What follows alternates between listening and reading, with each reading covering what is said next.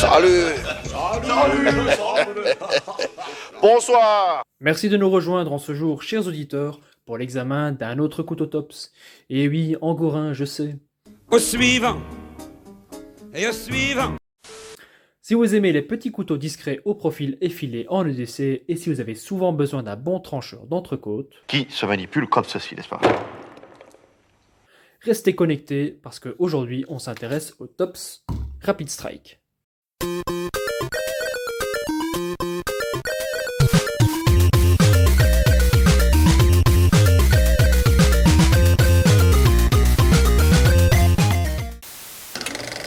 Le Rapid Strike, conçu par Léo Espinosa, président de la marque Tops, a été pensé comme couteau fixe EDC à but autant utilitaire que défensif. C'est satanique! Il vient donc rejoindre la large gamme EDC de Tops, que je vous conseille vraiment si vous cherchez un petit fixe performant pour un usage quotidien. Devant nous, nous avons la version classique, un seul tranchant, mais si l'envie vous prend ou que vous le jugiez nécessaire, il est possible de commander le même modèle avec le contre-tranchant affûté. Sur ce, passons à la fiche technique. Pour ce Rapid Strike, nous avons donc une forme de lame drop point, un peu style baïonnette, une construction plate semelle. Comme d'habitude chez Tops, l'acier, on est sur du 19... Wait a minute! Qu'est-ce que c'est que ça?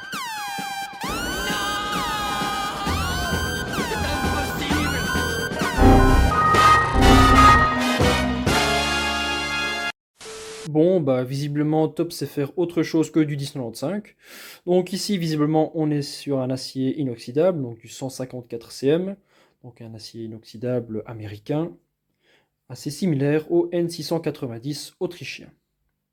Bon, sinon, la lame est longue de 10,2 cm, pour un tranchant de 10,2 cm également. La lame est épaisse de 3,3 mm, avec une hauteur de 1,8 cm. Les moutures sont des moutures sabres ou baïonnettes, comme dit plus tôt. Et la finition, c'est un tumble finish, donc un peu similaire à un stonewash. Les plaquettes sont en G10 noir avec des intercalaires rouge-orange. La poignée est longue de 9 cm pour une épaisseur de 1,1 cm. La longueur totale du couteau est de 21,5 cm pour un poids de 87 g et 130 g accompagné de son étui dont on va parler tout de suite. L'étui du Rapid Strike est, selon mes critères, simplement parfait. Il est composé d'une seule feuille de Kydex, pliée façon taco. Il est un peu plus fin que sur leur plus gros modèle, mais bon, ça permet de réduire le poids. La rétention est bien franche, le moulage est précis, et en bonus, on a une petite rampe pour le pouce. Voilà. Donc, niveau rétention, hop, rien à redire, ça risque pas de sortir. Donc, le dégainé est très facile, très rapide, d'où le nom du couteau en quelque sorte. Il n'y a pas de jeu lorsque le couteau est dans son étui et on entend un bon clac quand on insère la lame. Pour le port, Tops nous fournit un clip en acier que je trouve très bien conçu. Il a tout juste la bonne raideur et sa largeur de 5,5 cm permettra de l'attacher sur ce que vous voulez. Il empêche le couteau de bouger dans tous les sens lorsqu'on le porte à la ceinture notamment. C'est un clip qu'on retrouve sur d'autres Tops, comme sur ce Devil's Claw. Donc, je trouve que c'est vraiment un des meilleurs systèmes que j'ai essayé. Voilà, il permet également de l'attacher en inside, l'extérieur de la ceinture, sur un passant molle, ça passe également.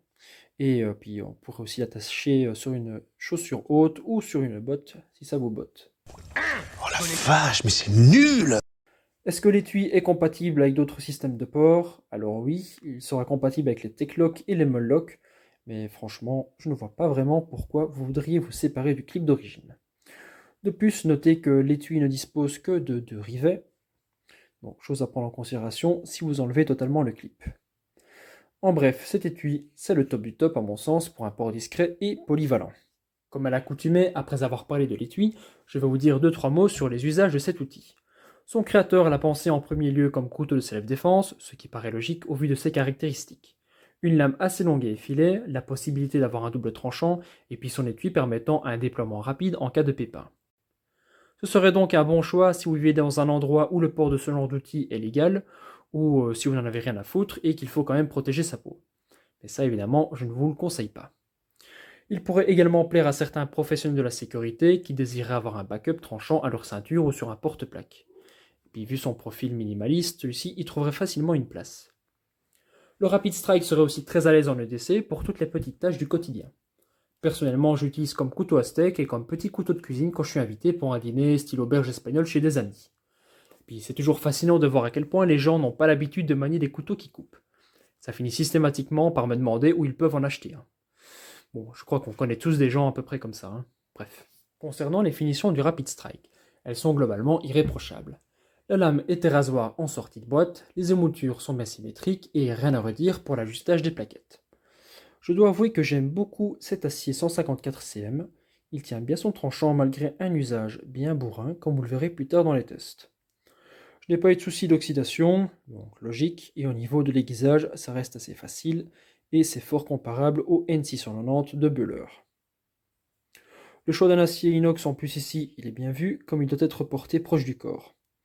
Ça demandera aussi moins d'entretien que le classique 1095 de chez Tops.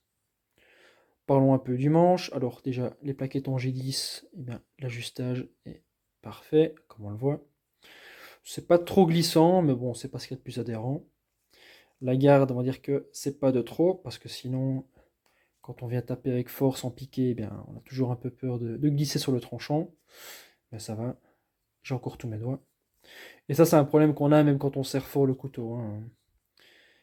Il faut toujours une bonne garde pour bien protéger sa main. Voilà. On peut aussi apprécier les détails d'usinage, voilà, qui font tout le tour du manche, qui sont bien rehaussés aussi par ces intercalaires orange, pour le plaisir des yeux.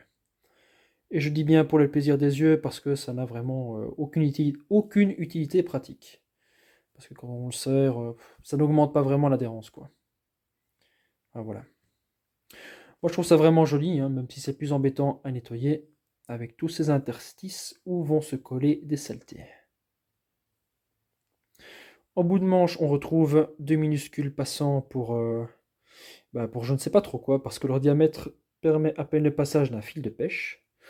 Donc je vous laisse me dire en commentaire si vous avez une idée de leur utilité. Et puis enfin, on a un embout brise-vitre assez réduit en forme de petite pyramide, trop mignonne. Allez, je crois qu'il est temps de voir ce que ça donne à table et sur notre terrain de test habituel.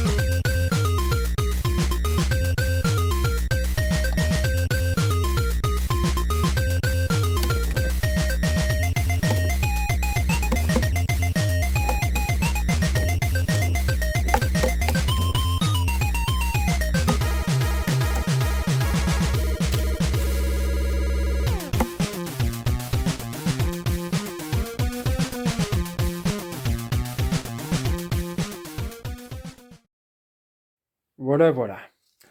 En résumé, le Rapid Strike est un excellent trancheur, il passe au travers de toutes les matières sans souci. La lame n'a subi aucun dégât depuis que je l'ai, et puis, comme je le disais plus tôt, le tranchant est simple à entretenir.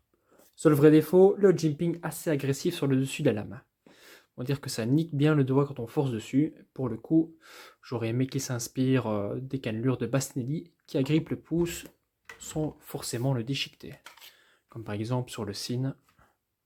Voilà, franchement, rien à redire, quoi. Ça, c'est vraiment le top du top de la cannelure. Vous voyez la différence, quoi. Enfin bref. À part ça, je n'ai pas de remarques négatives. L'étui est très bon également. Et si vous le trouvez à bon prix, on va dire dans les 150 €, je trouve que c'est un excellent EDC, bien passe-partout pour ceux qui seraient dans ce délire. Voilà, c'était tout ce que j'avais à dire sur ce Rapid Strike. J'espère que cette vidéo vous aura plu. J'en profite encore une fois pour vous inciter à vous abonner parce que vous êtes nombreux à ne pas l'avoir encore fait. Alors, qu'attendez-vous? C'est gratuit et indolore, à l'inverse du Rapid Strike, et ça permet de venir nourrir mon ego colossal. Non, je déconne, allez. Écrivez aussi en commentaire ce que vous avez pensé de ce petit chatouilleur de rognon. En attendant la prochaine, prenez soin de vous, devenez plus difficile à vaincre. Ciao.